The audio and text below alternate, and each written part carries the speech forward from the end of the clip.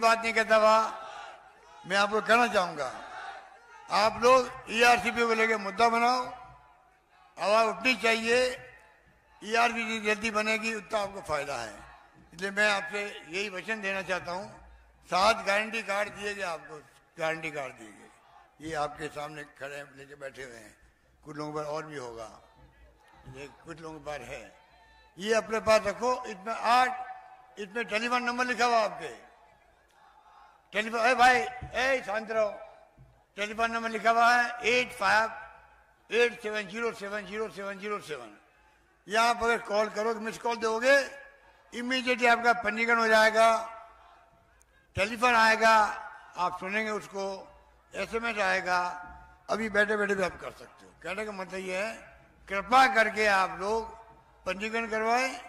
सरकार बनते ही आपको 7वां स्कीमों का लाभ मिलने लगेगा, ये वादा करके मैं अपनी बात समाप्त करता हूं। धन्यवाद, जय हिंद, धन्यवाद।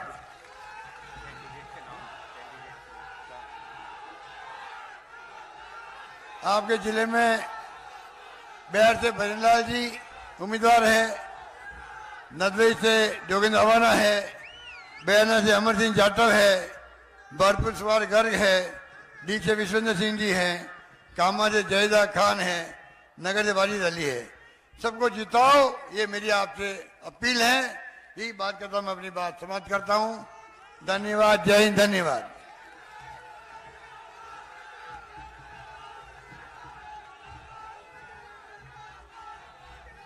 अब हमारे बीच हमारे अखिल भारतीय राष्ट्रीय कांग्रेस के सम्माननीय अध्यक्ष मल्लिकार्जुन खड़गे साहब से मैं नम्र निवेदन करूंगा कि वो ये सभा को संबोधन करें। हम लोग तालियों के साथ उनका स्वागत करेंगे और माननीय हमारे राष्ट्रीय अध्यक्ष अब सभा को संबोधन करेंगे।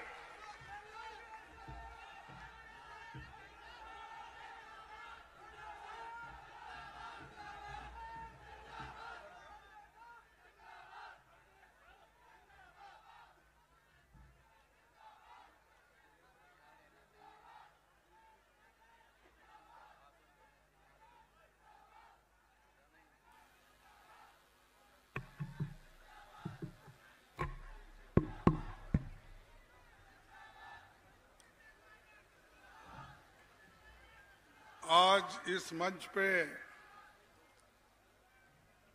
चुनावी प्रचार के लिए आए हुए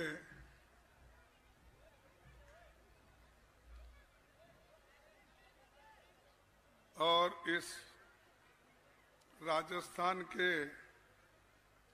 चीफ मिनिस्टर अशोक गहलोत जी,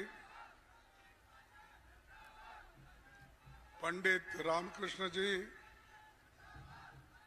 भजनलाल जाटव जी, अमर सिंह जाटव जी, नासिर हुसैन जी, मोहन प्रकाश जी, उदित राज जी, हिम्मत सिंह पटेल जी, गीता भूकल जी, दिनेश सुपा जी, डिस्ट्रिक्ट प्रेसिडेंट, और यहाँ पर पधारे हुए भाइयों, माताओं, बहनों, युवा मित्रों, किसान भाइयों और मेरे मीडिया के दोस्तों, जिंदाबाद वाले जरा चुप बैठो भाई, बाद में जिंदाबाद करो चुनाव जीतने के बाद। भाइयों, आज हम जो आए हैं,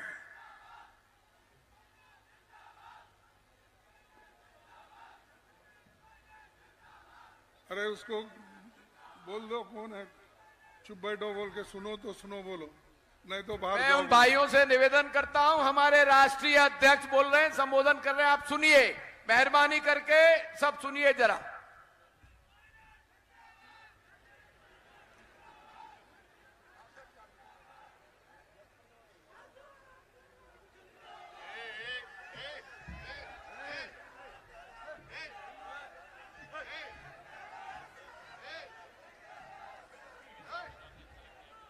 क्या है, सुनने को आए क्या जिंदाबाद मारने को आए? सिर्फ थोड़ा आदमी संयम रखना, दूसरों की बात सुनना, उसके बाद तुम्हारा जिंदाबाद इलेक्शन के दिन मालूम होगा कितने वोट आप ज्यादा हमको दिला दिए और कितने भारी बहुमत से इन सब कैंडिडेट को आप जिताएंगे, उसके ऊपर आपका जिंदाबाद है।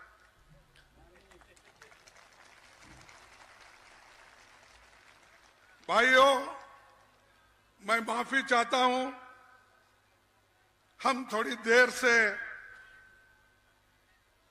यहां पर आए और देर से आने के लिए मैं फिर एक बार आप तमाम का माफी मांगकर आगे बात करने के लिए शुरू करूंगा। हम इसलिए थोड़ी सी देरी हमको हो गई, हर्ष वाल्मीकि को मिलने हम गए थे। मुख्यमंत्री जी, गहलोत जी, मैं और हमारे दूसरे लोग भी मेरे साथ थे। उस हर्ष वाल्मीकि को हम देखे जिसको एक बीजेपी के अब वो कैंडिडेट बन गया है, वो हमारे इस वाल्मीकि मित्र को इतना मारा है। एक जो महालिंग, क्या है उसका नाम, हाँ?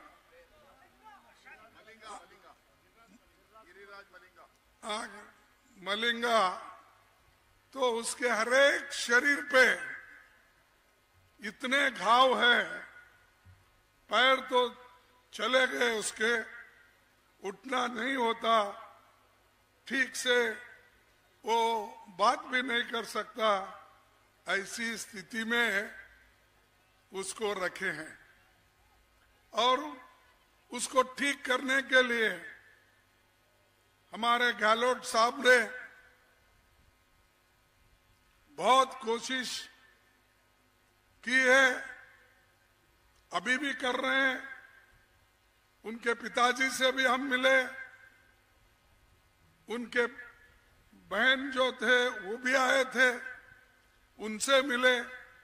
मिलने के बाद पूरे हॉस्पिटल में ऐसा एक वातावरण हुआ था कि वहाँ सैकड़ों लोग हमारे पीछे थे और गहलोत जी के पीछे थे और यही कहते थे कि आप जो यहाँ आकर उसकी मदद कर रहे हैं और वो 1 साल से यहाँ पर गिरा हुआ है, तो इसीलिए उन्होंने उनकी शुक्रिया अदा की और उन्होंने कहा कि उनके पिताजी और बहन सब उन्होंने कहा कि गहलोत साहब, अगर आप मदद नहीं करते तो मेरा बेटा नहीं बचता था, वो जीवित नहीं रह सकता था, आपकी कृपा है, उन्होंने बोल दिया।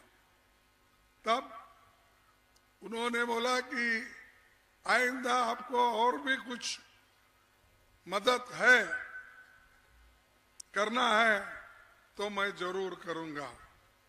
वो कितना भी पैसा खर्च होने दो, मैं सरकार के ओर से खर्च करके तुम्हारे को दुरुस्त कराऊंगा, डरने की बात नहीं जब तक मैं हूं।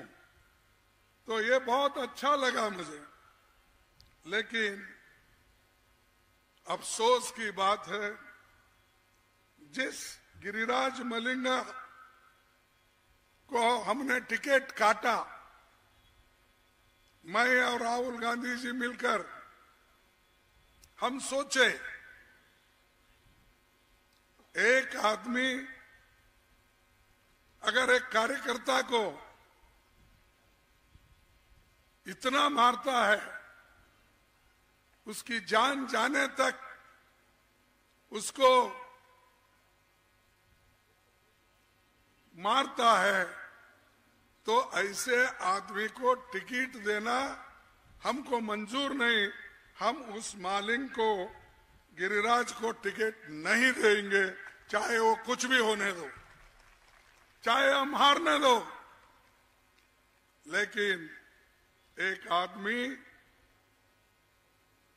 दलित के युवा को पीट रहा है, ये देखा नहीं जाता। तो इसीलिए हमको देरी होगी। ये बात इसलिए कह रहा हूं, ये अच्छा नहीं देश में कि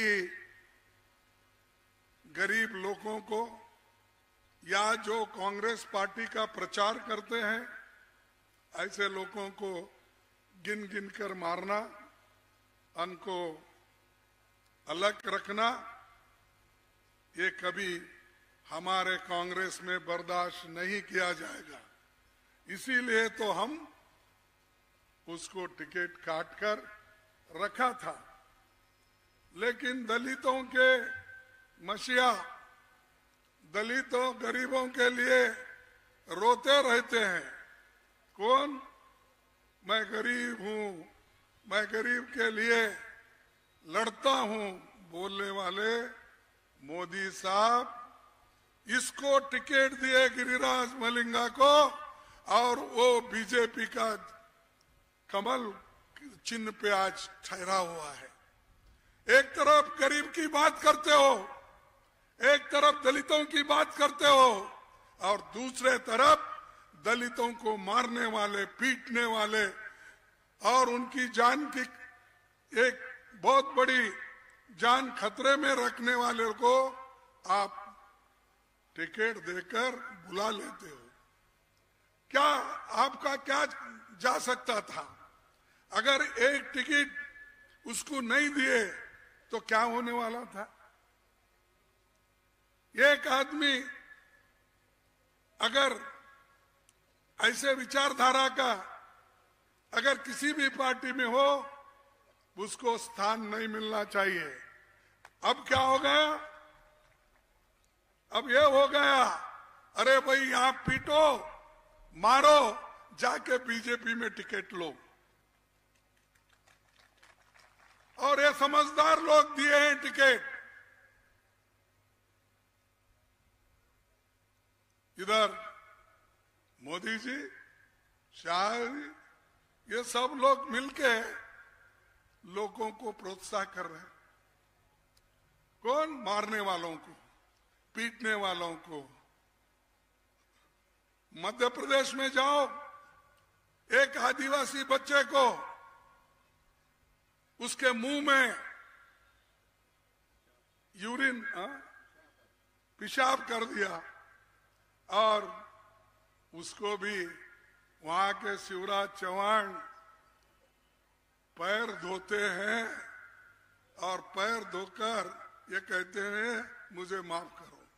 अच्छा टावेल गिवेल एक इसके ऊपर क्या कहते हैं वो बैठते ना, उसका डालकर उस बच्चे को धुलाए जैसा करके सोप से। अरे भाई, जिसके मुंह में आपने मूता, आपने पेशाब किया, क्या वो पाप निकल जाता है?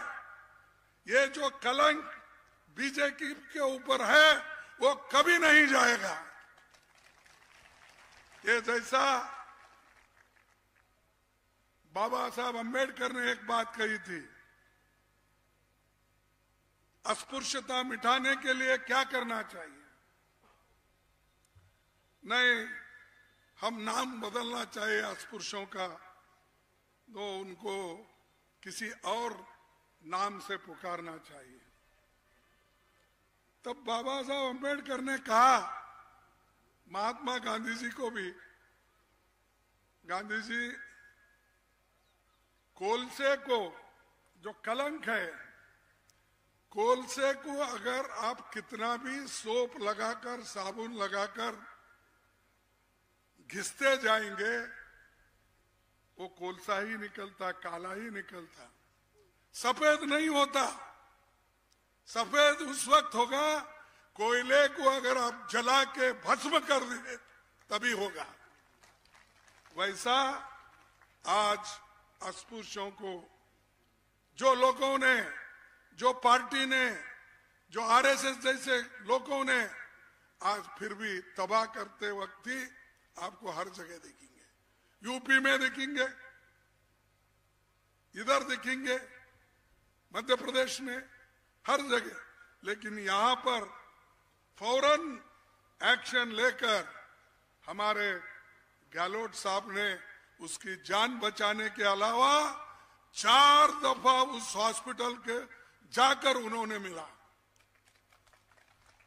अब बताइए, शिवराज सिंह कितने बार पेशाब करने के बाद, पैर धोने के बाद साबुन से सब अच्छा व्हाइट टॉवेल रख के 2 दिए शो करे, पेपर में आया।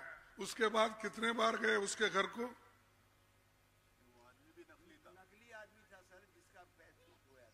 नकली।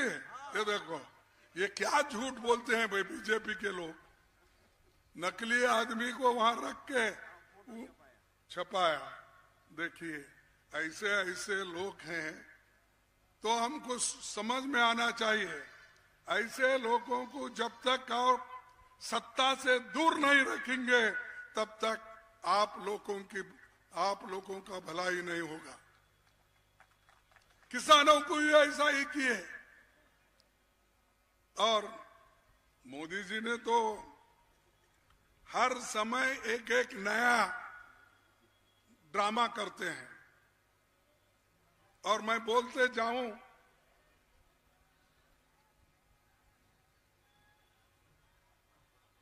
नहीं, वहां दो प्रधानमंत्री आए, भरतपुर में कुर्सियां खाली थी, वो लेके क्या करेंगे हम?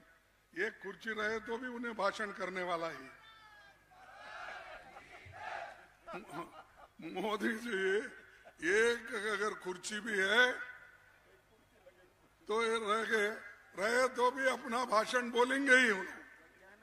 और ये कहते रहेंगे, भाई और बहनों, मैंने आप लोगों को जब आने वाले समय में जब आप मुझे चुन के लाएंगे तो मैं हर एक, अरे बैठिए भाई, क्या देखते हो, क्या फिरते हो भाई।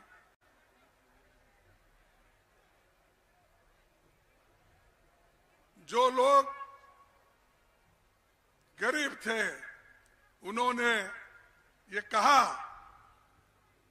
कि भाई एक प्रधानमंत्री बोल रहा है, और जो पहले अहमदाबाद में, गुजरात में, पटेल साहब के गांव में वो चीफ मिनिस्टर था और 13.5 साल, है ना, 13.5 साल चीफ मिनिस्टर था। और वो व्यक्ति आगे प्रधानमंत्री की कुर्सी को देखकर लोगों को कहता है, अगर मैं चुन के आऊंगा, मेरी पार्टी, मैं जो काला धन बाहर है वो लाकर हर एक के जोबों में 15-15 लाख डालूंगा। ये कहा नहीं कहा? नहीं, हम तो झूठ नहीं बोल रहे ना। कौन बोले? ये मोदी जी बोले। फिर दूसरी बात क्या बोले? ये जो युवा यहाँ बैठे हैं, वहां बैठे हैं, उधर बैठे हैं, इधर से भी जो अब जोश में है, उनको भी क्या कहा, भाई सब युवाओं को मैं हर साल 2 करोड़ नौकरियां दूंगा। कितना? 2 करोड़ में इस गांव के वैर भरतपुर डिस्ट्रिक्ट के लोगों को कितना मिला? नहीं मिला। अरे चीफ मिनिस्टर कैसा झूठ बोलते हैं? आप लेकर झूठ बोल रहे हो, क्योंकि 15 लाख लिए फिर भी नहीं मिला बोल रहे। 2 करोड़ नौकरियां वो दिए, फिर भी वो भी नहीं बोल रहे। यह अच्छी बात नहीं है। बहुत सही बोलने वाले, सच बोलने वाले प्राइम मिनिस्टर को आप बदनाम मत करो। झूठ बोल रहे। और क्या बोले तीसरी बात उन्होंने क्या कही, किसानों की आमदनी मैं दुप्पट करूंगा, डबल करूंगा। हो गई किसानों की आमदनी दुप्पट। ये किसने बोला? मोदी ने। तो वो झूठ बोले क्या हम झूठ बोले, आप बताइए। ये कांग्रेस कभी झूठ नहीं बोलती। और उन्होंने कहा कि मैं गरीबों की गरीबी दूर करूंगा। ये कांग्रेस वाले गरीबी हटाओ बोल के बहुत बोले। इंदिरा गांधी बोली करी क्या बोल के पूछ रहे थे। अरे बाबा, तुमने वायदे जो किए वो तुमने किया क्या, हम पूछ रहे। इंदिरा गांधी ने तो ऐसा एक तूफानी कार्यक्रम दिया, बैंकों का राष्ट्रीयकरण किया, राजे महाराजों की तनख्वाह बंद कर दी, LIC का पूरा नेशनलाइज किया, गरीबों को बैंक में नौकरी, रेलवे में नौकरी, बड़े बड़े कारखानों में नौकरी दिलाने वाली पार्टी सिर्फ कांग्रेस पार्टी। पंडित जवाहरलाल नेहरू, इंदिरा गांधी, इन्होंने किया।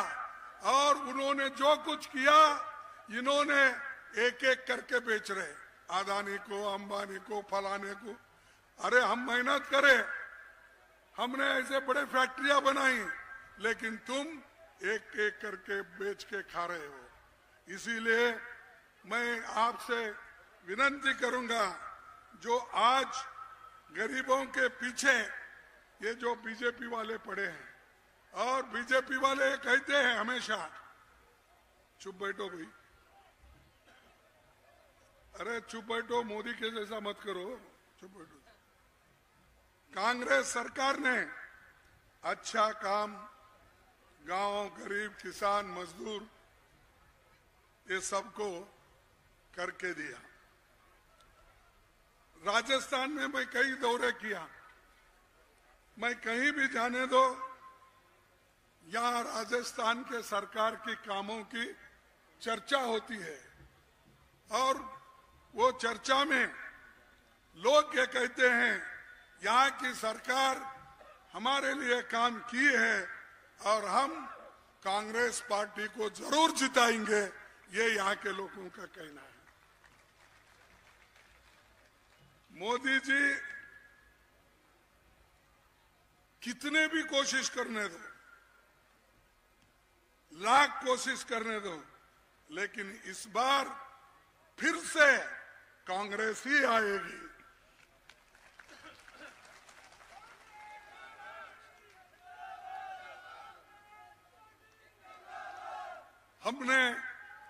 हमने 7 गारंटी दी है। अभी उसके पढ़ के हमारे गहलोत जी ने बताया, पॉम्पलेट भी, वो पॉम्पलेट घर घर जाना जरूरी है। अगर वो पॉम्पलेट ऐसा मोड़ के तुम जॉब में रखेंगे और घर घर नहीं पहुंचाएंगे, माता बहनों को नहीं पहुंचाएंगे, तो किसको भी मालूम नहीं होगा। आपका काम है घर तक पहुंचाना, वोट मांगना, सरकार को पुनः लाना, ये काम आपका है। 7 कौन से कार्यक्रम है? गृह लक्ष्मी गारंटी। गृह लक्ष्मी गारंटी, परिवार की महिला मुख्य को हर साल 10,000 रुपए देने का वायदा हम किए हैं, वो निभाएंगे। हमारे माताओं को बोल रहे हैं, आपको नहीं 10,000, महिलाओं के लिए, नहीं तो आप उनसे छीन लेंगे। उसीलिए माताओं जरा मजबूत हो जाओ। गोधन गारंटी, 2 किलो गोबर खरीदी, ये गोधन गारंटी 2 रुपया किलो ये खरीदेंगे, ये किसानों के लिए फायदा होता है। और ये नया योजना है, जैसा छत्तीसगढ़ में किए थे वैसा ही यहाँ पर हमारे चीफ मिनिस्टर घोषणा किए हैं, ये हम करके दिखाएंगे।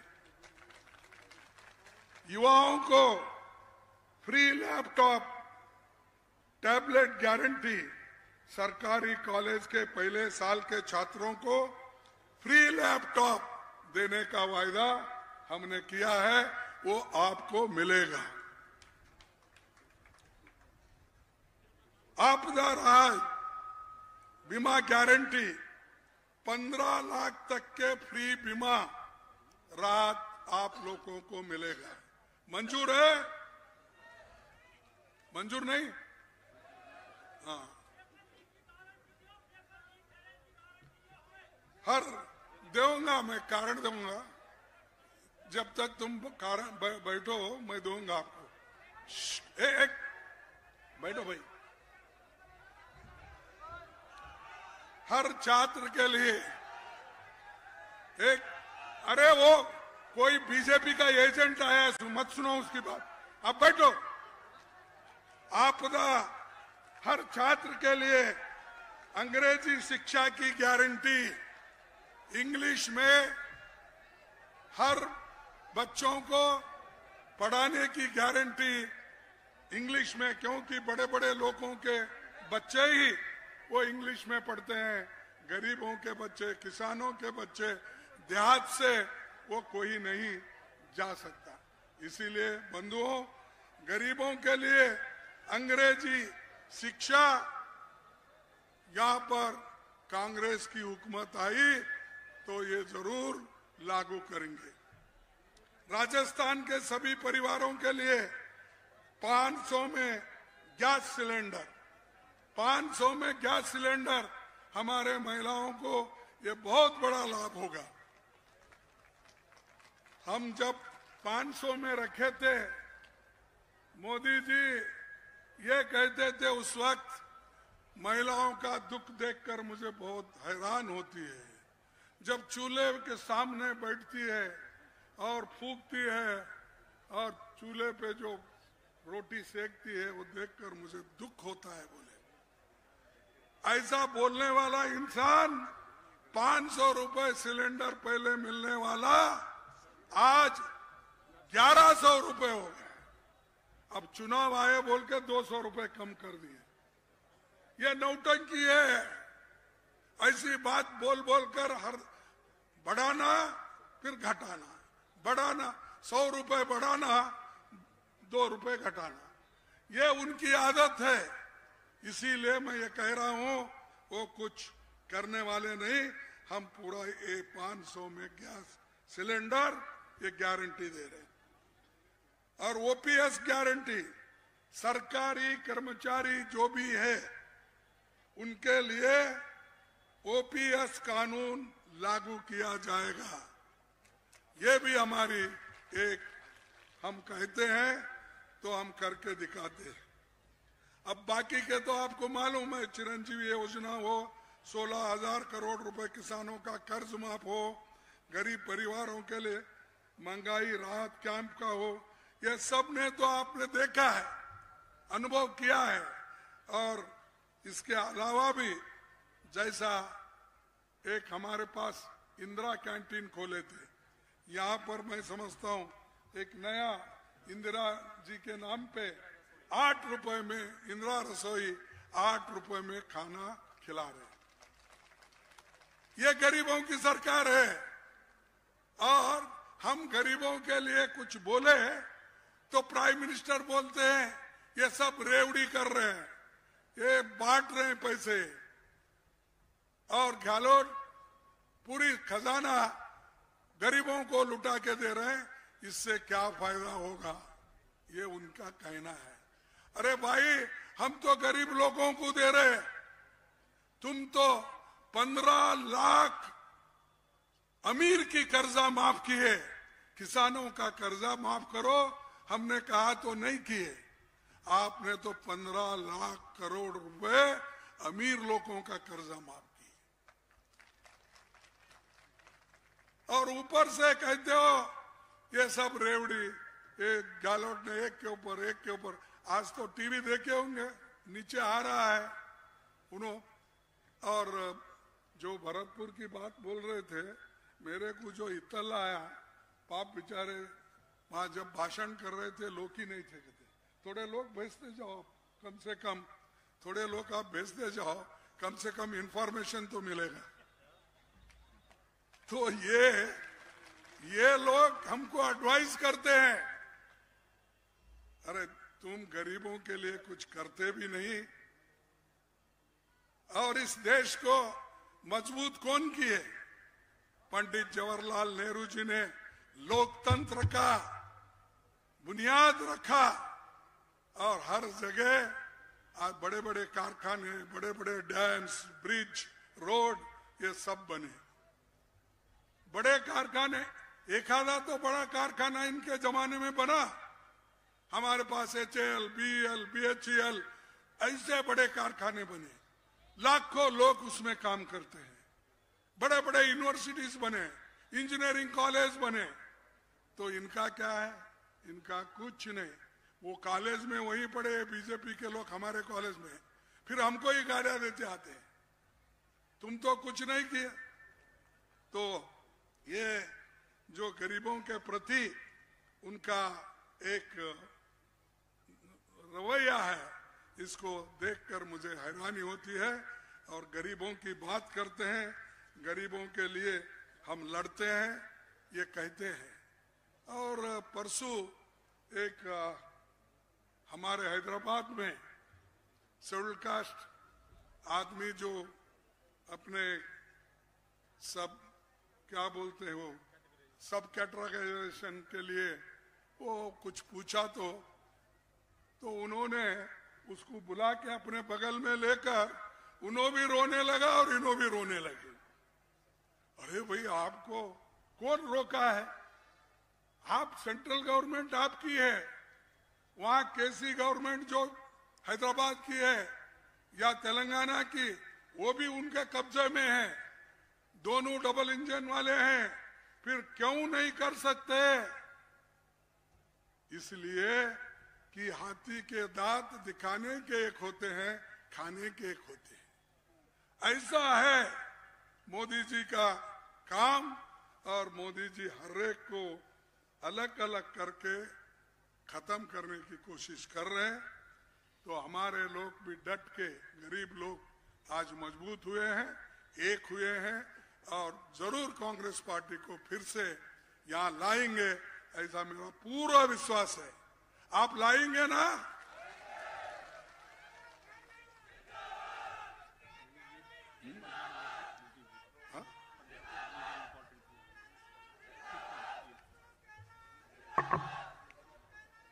हाँ, और एक देखिए, हमने पार्लियामेंट में लोकसभा और राज्यसभा में बहुत कोशिश की कि भाई अग्निवीर स्कीम, इसको मत बोलो, अगर भरना है तो परमानेंट वहां मिलिट्री में भर्ती करो। लेकिन उन्होंने, मैं अनएम्प्लॉयमेंट को दूर करता हूं, नौकरियों को नौकरियां ज्यादा देता, बोल के ये अग्निवीर स्कीम लाए। वो 4 साल करे, फिर अब वो रास्ते पे है, फिर वो बेकार है, क्या काम करे? तो लोगों को उनको गुमराह करने के लिए ये अग्निवीर लाए। अगर हमारी सरकार आई तो इसके लिए भी हम लड़कर एक कुछ नया रास्ता हम बना के रखेंगे।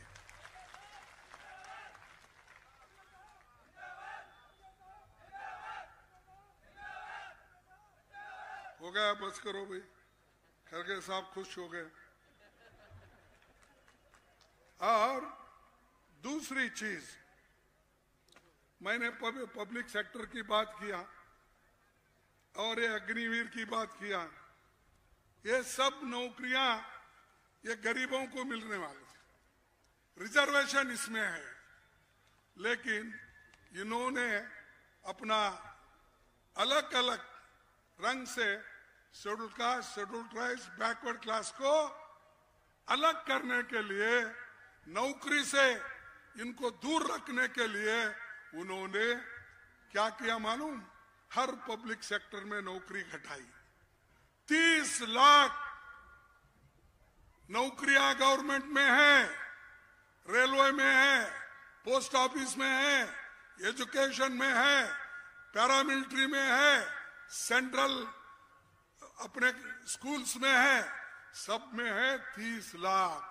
उन्होंने अब तक भर्ती किया है 1 लाख से भी कम। आप भी सोचिए, अगर इनकी सोच गरीबों के प्रति अच्छी रहती तो क्या ये 30 लाख नौकरियां नहीं भरते? क्या रिजर्वेशन लोगों को मिलना था वो नहीं मिल सकता था?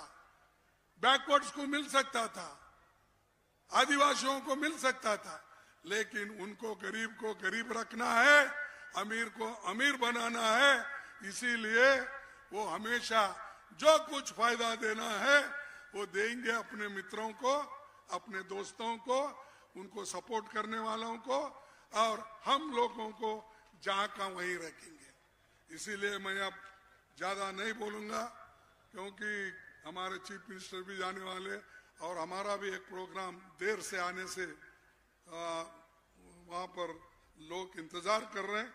इसीलिए मैं ज्यादा आपका वक्त न लेते हुए मेरे अपने 4 शब्द आपके सामने रखे हैं। आप एक होकर सभी लोग कांग्रेस को ये पंजे को ओढ़ दो और भारी मात्रा में जिलाओ। मैं 2 स्लोगन करूंगा। जय हिंद, से बोलो यारो, जय हिंद, जय हिंद, जय कांग्रेस, जय कांग्रेस, जय कांग्रेस। धन्यवाद। आप सबको नमस्कार। शांति के साथ सुनने के लिए आप और आपके पीछे हम हमेशा रहेंगे। माननीय खड़गे साहब और माननीय मुख्यमंत्री जी का स्वागत। जिला कांग्रेस, माननीय यहाँ के विधायक, सब लोग